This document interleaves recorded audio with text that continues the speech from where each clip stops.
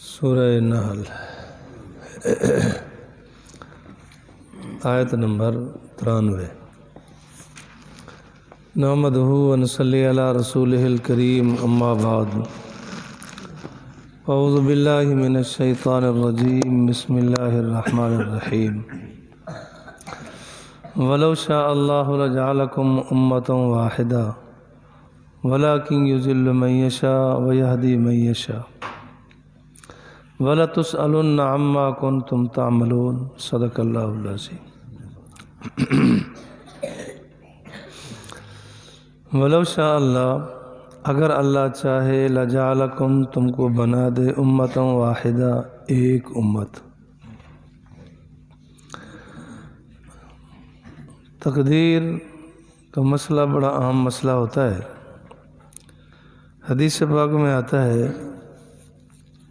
قرب قیامت میں تقدیر پر تبصرہ کریں گے، یہ کیوں، یہ کیسے، یہ کس طرح۔ حضرت عائشہ فرماتی ہیں وہ گمراہ ہو جائیں۔ تقدیر کا مسئلہ سمجھ میں آنے والا نہیں ہے، ویسے تو سارے اسلامی احکامات سمجھ آنے والے ہیں نہیں۔ تقدیر کا معنی یہی ہے کہ بس چپکے سے ہی مان لے بس۔ اللہ رب العالمین اگر چاہیں تو سب کو ایک امت بنا دیں، کوئی شرک نہ کرے، کوئی بدعت نہ کرے، کوئی رسومات نہ کرے، کوئی کفر نہ کرے، لیکن اللہ نے اختیار دے دیے، فمن شاء فلیؤمن ومن شاء فلیکفر۔ اللہ نے اختیار دیا ہے کہ چاہے وہ کفر اختیار کرے، چاہے ایمان اختیار کرے، اس کو اختیار ہے۔ جس وقت کوئی آدمی اپنی استعداد اور صلاحیت برباد کر لیتا ہے، بس پھر تو ایمان قبول کرنے کی صلاحیتیں نہیں رہتی۔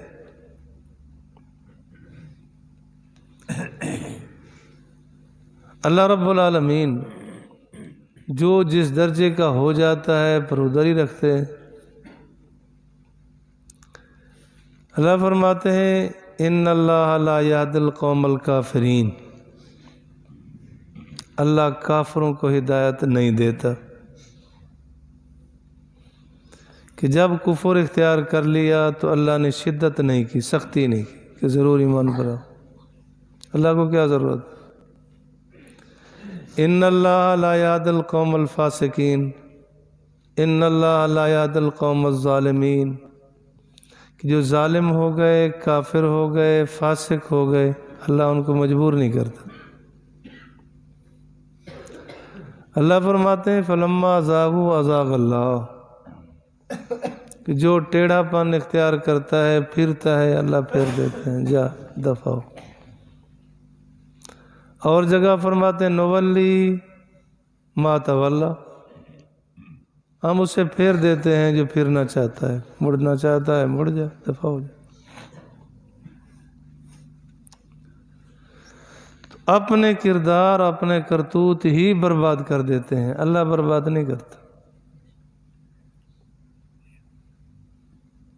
اللہ فرماتے ہیں، بل طبع اللہ علی قلوبہم،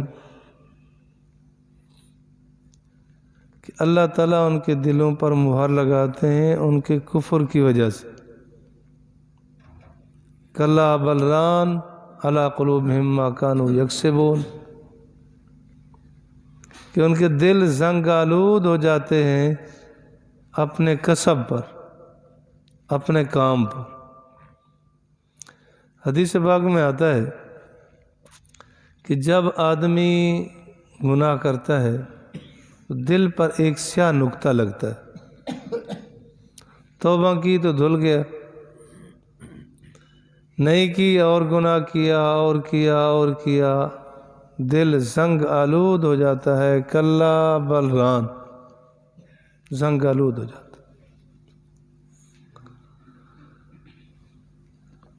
اگر کہا جائے کہ بھائی ہدایت اختیار کرو، آؤ، اللہ نے آپ کو دونوں راہیں دکھا دی ہیں، تو یہاں تو تقدیر سمجھ آ جاتی ہے، روزی کے بارے میں نہیں سمجھ آتی. روزی رساں بھی تو اللہ ہے، وہاں بھی تقدیر سمجھ آ جائے، کچھ نہیں کرنا، گھر بیٹھے رہیں گے. وہاں تو 18 جگہوں پہ جانا ہوتا ہے کہ میری ملازمت لگ جائے، میرا کام لگ جائے، میرا کچھ بن جائے.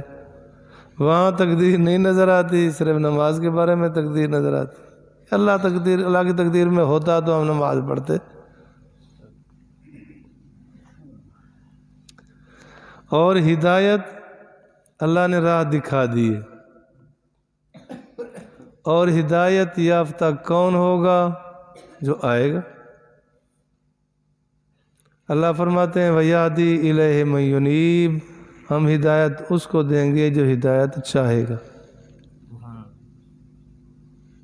جو ہدایت نہیں چاہتا اللہ کو تو کوئی ضرورت ہی نہیں. ہر آدمی تقریباً سب کچھ سمجھتا ہے کہ یہ راہ ہدایت ہے، یہ راہ گمراہی ہے. جس سے بھی پوچھو وہ بتا سکتا، لیکن پھر جدھر پھرے. جبکہ یہ بھی بارہا سنا کہ اچھوں کی صحبت اچھا بنا دیتی ہے، بروں کی صحبت برا بنا دیتی ہے. صحبت صالح ترا صالح کند، صحبت طالح ترا طالح کند. نیکوں کی صحبت نیک بنا دے گی کہ خود جو ہدایت یافتہ ہوئے بیٹھے، اور گمراہوں کے پاس بیٹھیں گے، بد دین بد مذہب لوگوں کے پاس بیٹھیں گے تو ان کے اثرات پڑیں گے. اس کو پتہ بھی ہے کہ یہ کس درجے کا ہے.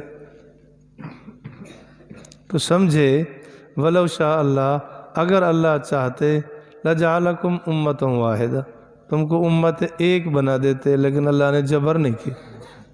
لا اکراہ فی الدین، دین میں جبر نہیں. کیا معنی؟ کہ اللہ تعالیٰ مجبور کر دے کہ پڑھ کلم. اللہ ایسا نہیں کرتا.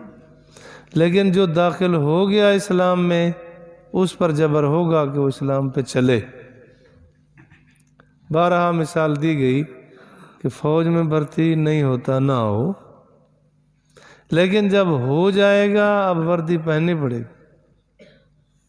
پولیس میں جب بھرتی ہو گیا، داخل ہو گیا تو اب وردی پہننی پڑے گی.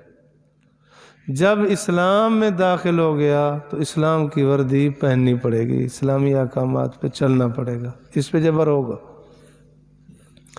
لا اکراہ فی الدین کا مطلب یہ ہے کہ مجبور کر دیں کہ کلمہ پڑھو، اگر نہ روزی بند کر دیں گے، یہ کر دیں گے، وہ کر دیں گے. ایسا نہیں ہو. اللہ نے اختیار دے دیا ہے، جیسے چاہو کرو. ولو شاء اللہ، اگر اللہ چاہے لجعلکم امۃ واحدہ، تم کو ایک امت بنا دے. ولکن یضل من یشاء، لیکن گمراہ کرتا ہے جس کو چاہتا ہے، قاعدے اور قانون کے مطابق. دیکھیں قاعدہ اور قانون ہے کہ جس نے چوری کی، شریعت کہتی ہے اس کا ہاتھ کاٹو. اب اللہ تعالیٰ جب اپنی استعداد اور صلاحیت برباد کر چکا ہے پھر ٹھیک ہے، وہ گمراہی کی طرف چلا جائے گا. اللہ کہتے ہیں جا. وَيَهْدِي مَن يَشَاءُ، اور قید قانون کے مطابق ہدایت دیتا ہے جس کو چاہتا ہے. کوئی بھی ہو. کہتے ہیں نا کہ جی یار فلاں آیا تو تھا لیکن کچھ چیز مانگے کہے تو میں دوں، اس نے تو بات ہی نہیں کی، میں خود کیسے اس کے گلے لگوں. تو اللہ رب العالمین تو بے نیاز ذات ہیں، اللہ کو کیا ضرورت ہے. ضرورت تو ہے ہمیں. وَلَتُسْأَلُنَّ، اور تم سے ضرور سوال کیا جائے گا، عَمَّا كُنْتُمْ تَعْمَلُونَ، اس پر جو تم عمل کرتے ہو. جو عمل کرتے ہیں کل قیامت کے دن سوال ہوگا، پوچھا جائے گا. تو اللہ سے معافی مانگنی چاہیے، اللہ معاف کر دے، پھر کچھ نہ پوچھا جائے گا. وَلَا تَتَّخِذُوا، نہ بناؤ تم ایمانکم، اپنے قسموں کو، ذریعہ فساد کا ذریعہ، بینکم، آپس میں. ایک آدمی آیا چیز لینا نہیں چاہتا، کہ دیکھوں گا چیز صحیح ہے نہیں ہے. اس نے کہا اللہ کی قسم بالکل ٹھیک چیز ہے. آگے والے نے اعتماد کر لیا، آگے جی اب تو قسم کھا رہا، چیز نکلی بیکار تو فساد تو پڑے گا، لڑائی جھگڑا تو ہوگا. تو اپنی قسم کو اس نے ذریعہ بنایا فساد، قسم کے ذریعے سے فساد پھیلا دیا. اللہ کی قسم، غیر اللہ کی قسم جائز نہیں. کہہ دیتے ہیں کہ جی بھینس کی قسم، فلاں کی قسم، فلاں کی قسم، بچے کے سر کی قسم، مجھے باپ کے سر کی قسم. یہ قسم نہیں ہوتی، بس ویسے زبان چلائی ہے. قسم اللہ کی قسم، غیر اللہ کی قسم جائز نہیں ہے. کلام اللہ یہ اللہ کی قسم ہے، کعبۃ اللہ یہ اللہ کی قسم ہے. اللہ کی قسم، اللہ باللہ تاللہ، اس سے قسم ہوتی. تو وَلَا تَتَّخِذُوا نہ بناؤ تم ایمانکم اپنی قسموں کو ذریعہ فساد بینکم آپس میں. فَتَزِلَّ قَدَمًا بَعْدَ ثُبُوتِهَا تمہارا قدم پھسلے گا بعد ثبوتها اس کے ثبوت کے بعد. حقیقت تو کھلے گی کہ اس نے جھوٹ بولا، قسم کھائی بس. اور 5 روپے کا سودا بیچتے ہیں قسم ساتھ. قسم کو اتنا معمولی سمجھا، چھوٹی چھوٹی باتوں پہ قسم، اپنی عاقبت برباد کر رہے ہیں. وَتَذُوقُوا السُّوءَ اور چکھو تم برائی کو بما صددتم بسبب اس کے کہ تم نے روکا عن سبیل اللہ اللہ کے راستے سے، اللہ کے راستے سے تم نے روکا. وَلَكُمْ تمہارے لیے عذاب عظیم بڑا عذاب ہو. عام نیکی کریں، من جاء بالحسنۃ فلہ عشر امثالہا، عام نیکی کریں تو 10 گنا ثواب ملتا ہے. تو فی سبیل اللہ جیسے آپ گھر سے یہاں تشریف لے آئے، نماز کے لیے نکلے چلے، کبھی کسی کا خیال یہ بھی ہو کہ میں درس قرآن سن لوں، ایک آیت کا ترجمہ سامنے آ گیا تو 100 نفل سے بہتر ہے. مفہوم سمجھ لیا، اس کا ترجمہ سمیت سمجھ لیا، خالی پڑھ لی 100 نفل، ترجمہ سمجھ لیا تو 1000 نفل کا ثواب. اس ذہن سے گھر سے نکلا تو یہ فی سبیل اللہ ہے. اس کو ایک نیکی 700 گنا ملے گی، تو بڑا اجر ہے. لیکن فی سبیل اللہ ہو. وَلَا تَشْتَرُوا بِعَهْدِ اللَّهِ ثَمَنًا قَلِيلًا نہ خریدو تم اللہ کے عہد کے ذریعے ثمن قلیل. ثمن قلیل پوری دنیا. حدیث پاک میں آتا ہے اللہ کی نظر میں اگر دنیا کی حیثیت مچھر کے پر کے برابر ہوتی، ترمذی شریف میں ہے کہ کسی کافر کو ایک گھونٹ پانی نہ ملتا، لیکن اللہ کے یہاں اس کی کوئی حیثیت نہیں. اب پوری دنیا، حضور علیہ السلام نے فرمایا پوری دنیا وما فیہا سب کچھ دے دو تب بھی وہ اس کا عوض نہیں بنتی. قرآن پاک کا عوض بدل نہیں بنتی. وہ چند ٹکوں میں عہد، اللہ کا عہد بھی توڑ دیا، بندے سے بھی عہد کیا تھا توڑ دی. وعدہ کیا تھا ٹھیک ہے جی یہ چیز اتنے کی میں آپ کو دے دوں گا، کوئی آ گیا اس نے 1 روپیہ بڑھا دیا، 5 روپے بڑھا دیے، اس سے پھر گیا. پھر کوئی ہیلے بہانے، وہ جی تو اس وقت آنا تھا تو آیا ہی نہیں، میں نے اور کو دے دی. اصل وہ لالچ مار گئی، اس نے عہد توڑ دی. کتنا لے گا، کتنے تک لے گا، یہ بد عہدی کا جو ذمہ میں پڑے گا اس کا کیا ہوگا، سوچنا چاہیے.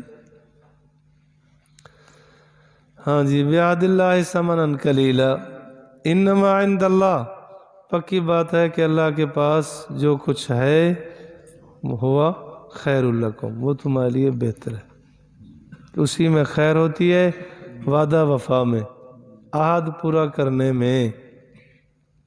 ان کنتم تعلمون، اگر تم جانتے ہو، یہ تنبیہ ہے غافلوں کو کہ نہیں ایسا نہ کرو، وعدہ خلافی نہ کرو، جو عہد کیا ہے اس کو نبھاؤ۔ اللہ تعالیٰ مجھے اور آپ کو سمجھ فہم نصیب فرمائے، اتباع سنت، اتباع شریعت نصیب فرمائے۔ الحمدللہ رب العالمین۔